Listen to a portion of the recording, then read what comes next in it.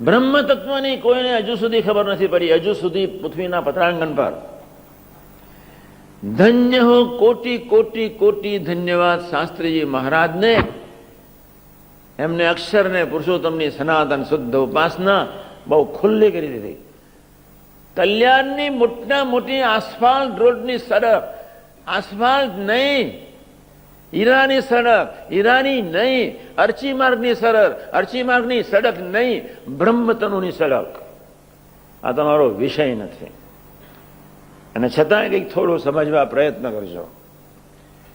શાસ્ત્રીજી મહારાજ ડેરીએ જઈએ ને આમ રૂવાણા ઊભા થઈ જાય. હું જયારે જઉં ખાલી ઊભો રહું બસ. બંને સ્વરૂપોને જોઉં એટલે રૂવાણો 18, 72, આમ 9 કરોડ રૂવાણા છે દરેક વ્યક્તિને. કે આ સનાતન તત્વને, અક્ષરને, પુરુષોત્તમની શુદ્ધ ઉપાસનાના માટે કેટલો દાખલો કર્યો, કેટલો દાખલો.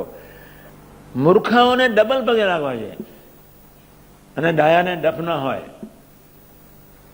ગુનાતીત પુરુષની રીત સમજી લો. મૂર્ખાને પગે લાગવું પડે, મૂર્ખાને માન આપવું પડે, મૂર્ખાને પ્રસાદ આપવો પડે, મૂર્ખાને ભેટવું પડે, મૂર્ખાને બધું જ કરવું પડે. અને ડાયો હોય એની ઉપેક્ષા હોય, એના ડફ ના હોય, એની પર અધિકાર હોય, એને જેમ તેમ જ્યાં ત્યાં જેવું તેવું જ્યારે તેના દેહને ફેંકી દેવાનો હોય.